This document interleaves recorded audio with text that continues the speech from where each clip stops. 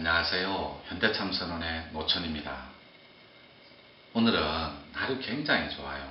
이게 이제 차실인데 갑자기 장소가 바뀌어서 여러분들이 조금 오해할 수도 있는데, 평상시 유튜브로 만나는 장소는 제가 주로 머물고 주석하는 집무실이고, 말이 집무실이지 뭐 책상이 따로 놓여져 있거나 그런 건 아니에요. 그냥 좋은 의미로, 좋은 뜻으로 전달하다 보니 집무실이라고 표현하는 거지. 지금 또 공부할 거리를 내놓아야 되는데, 지금 거리는 화일로 한번 해보겠습니다. 화일이 무슨 말이냐면, 저희 총무이사가 도안님이라고 계시는데, 개수도안님이라고, 그분이 간밤에 저한테 화일의 정확한 뜻이 뭐냐고 질문을 받았대요. 지인 한 분한테. 그래서 제가 급히 카톡으로 답변을 해드리는데, 화일이라는 거, 화일,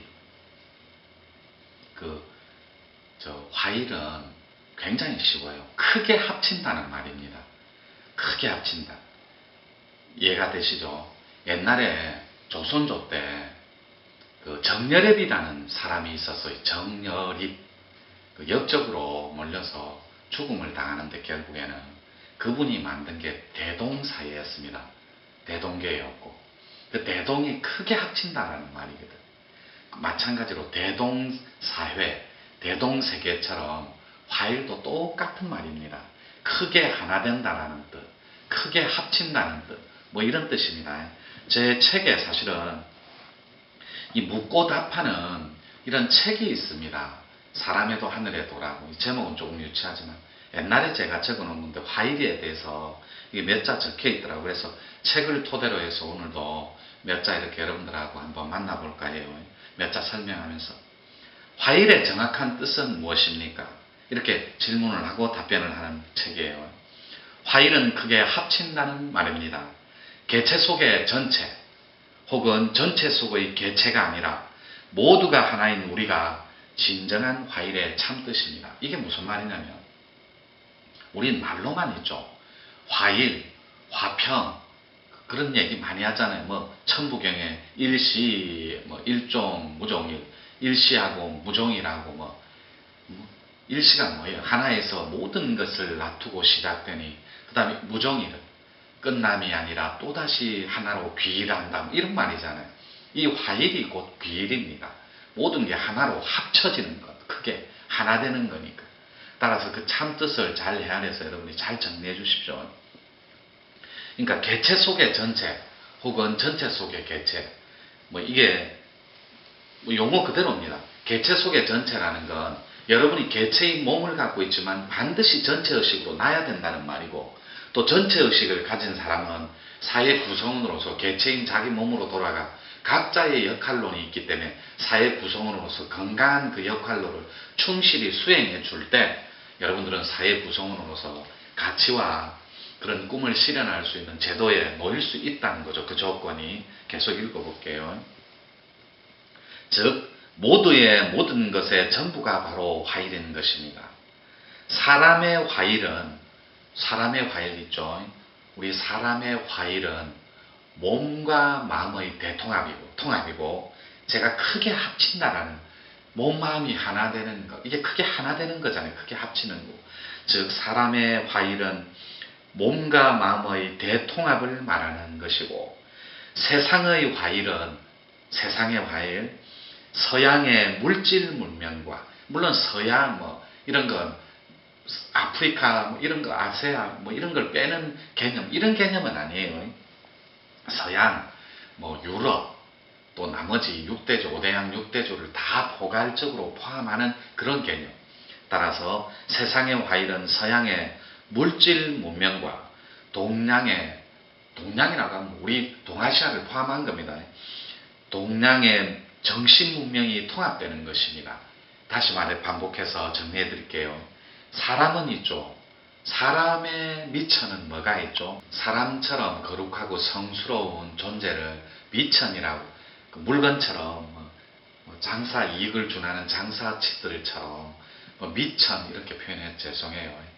근데 미천이라는 말이 가장 빨리 와닿기 쉽잖아요. 그러면 사람의 미천은 몸과 마음밖에 없잖아요. 그걸 하나로 크게 합치는 게 화일입니다. 화일의 정확한 참뜻은 크게 합치고 크게 하나 되고 모두의 모든 것에 깊이 개입해서 모두의 모든 것의 전부를 타낼 수 있는 것, 그리고 하나로 합치되는 거니까 그렇게 이해해 주시면 될 것 같아요. 또 읽어볼게요. 따라서 사람의 미천이 몸 마음이 크게 하나 되어 화일되는 거라면, 그걸 대통합으로 본다면 세상 속의 대통합은, 화일은, 세상의 화일은 세속의 잣대로 표현하는 겁니다. 서양의 물질 문명과 동양의 아름다운 정신 문명이, 정신 사상이 크게 합쳐지는 것, 크게 하나 되는 것, 이게 세상 속 화일로 저는 보는 겁니다. 물론 포괄적인 의미에서 이런 거 말고도 빠져있는 지역적이고 잔잔한 건 많아요. 근데 큰 의미에서 포괄적인 개념으로 다가가는 거니까 오해가 없었으면 좋겠어요. 읽어볼게요. 지난 수세기 동안 서양의 정신문화가 인류 사회에 미친 영향은 매우 크다고 할 수 있습니다. 이 말은 맞죠.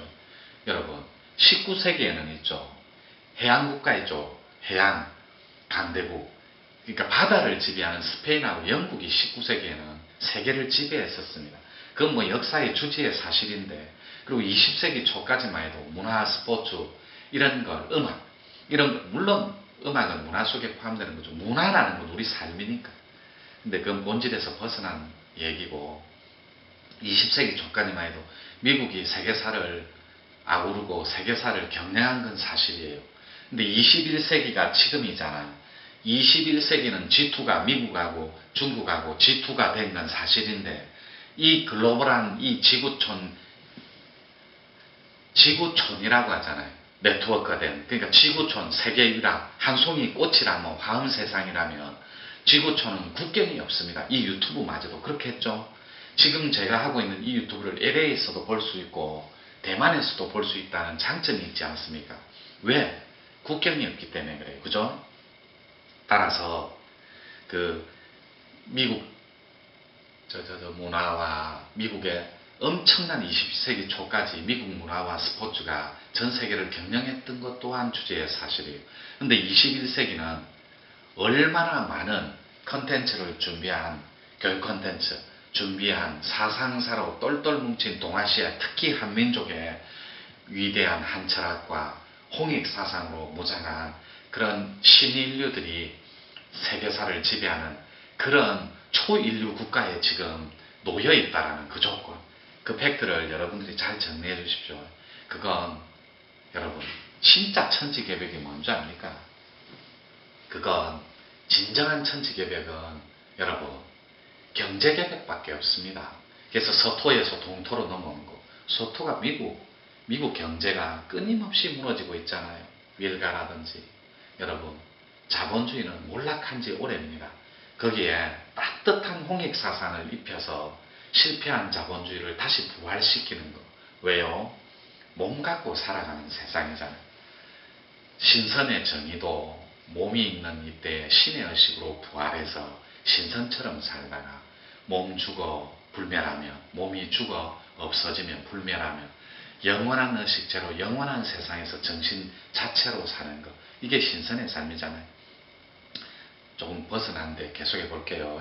서양의 정신문화가 인류사에 미친 영향이 크다고 보면 그 이면에는 종교적인 갈등과 인종 간의 대립으로 인해 근본적인 고정관념에 묶여 부정성을 탈피하지 못하고 분열과 혼란을 증폭시키는 결과에 놓여 있습니다. 그 결과는 너무나 당연한 결과이기에 이제 그 대안은 동양의 정신사상에서 찾아야 할 때라고 생각합니다. 지금의 키워드는 화일의 정확한 참뜻은 무엇입니까? 입니다. 뭐 화일이란 이렇게 해도 좋고, 여러분이 화일 이래가 인터넷에 쳐봐도 좋고 사전을 찾아봐도 좋아요. 그러니까 서양의 정신문명사가 인류사에 미친 영향은 매우 큰데 그 이면에는 종교적인 갈등과 인종 간의 대립으로 인해, 이게 역설적이게도 여러분 종교의 이름으로 그리고 사랑의 이름으로 너무나 많은 전쟁, 그런 이념과 전쟁 대립의 그 종교적인, 그 역설적이게도 종교적인 개입과 종교의 개입, 그리고 사랑이라는 명제 아래, 명분 아래, 대의 아래 언제든지 지구에 이런 전쟁사는 끊임없이 혼란기에 놓여 있었다라는, 그게 역설적이게도 그래요. 그러니까 우리 지구 역사를 잘 관가해서 여러분들이 한 줄 한 줄 읽어나갈 때 잘 정리해 주십시오. 그리고 그렇게 혼란과 그 분열과 혼란을 증폭시키는 결과에 놓여 있으니까 이 노천이 바라는 것, 그 대안은 우리 동양의 정신사상, 특히 동아시아의 한민족의 한철학, 그리고 한개백의 대의, 그리고 천부경의 천부의 대의에 귀속시키고 합류할 수 있는 그런 천하사, 인류사를 경영하는 그런 대의 앞에 모든 인재들이 동참해서 천하사를 한번 아우를 수 있게, 천하를 도모할 수 있게 함께 그 사역자로서 발벗고 나서는 것, 이게 천지공사가 아닐까 생각해봐요. 예를 들어 불교가 서양으로 건너간 것은 혁명입니다. 혁명 맞아요. 특히 한국 불교, 선불교도 그 숭산 종사 때문에, 그 대종사님 때문에 많이, 저는 뭐 일면식도 없지만 많이 알려진 건 사실이에요. 외국인 그 선불교 제자도 많고 선사들도 많이 또 탄생하고 있고, 그리고 사실은 티베트 불교라든지 이런 데가 훨씬 더 많이 알려져 있어요. 세계사에는. 예를 들어 불교가 서양으로 건너간 건 혁명입니다. 특히 불교의 성사상은 합리주의를 지닌 서양 사람들에게 상당한 매력이 있는 수행법입니다. 맞습니다. 데카르트하고 저 칸트의 후예들이잖아요. 서양 사람들은. 그 데카르트와 칸트는 합리주의자입니다. 따라서 합리주의를 지닌 서양 사람들에게 선이 주는 세상은 너무나 달콤하고 큽니다. 너무 멋지고. 그래서 상당한 매력이 있는 수행법이겠죠. 서양의 물질 문명은 과학을 말해요. 동양의 정신 문명의 만남은, 그러니까 동양의 정신 문명과 서양의 물질 문명, 과학 문명과의 만남은 이런 말입니다. 과학과 선의 만남입니다. 이 맞는 말이에요. 과학과 선의 만남은, 이 경상도 발음이 독특하죠. 과학과 선의 만남은 바로 물질과 비물질의 만남이고 세상 너머에 있는 실상과의 만남입니다. 따라서 물질과 실상의 만남이야말로 대통합인 것이고 진정한 조화이자 온전한 하나인 화일 그 자체입니다.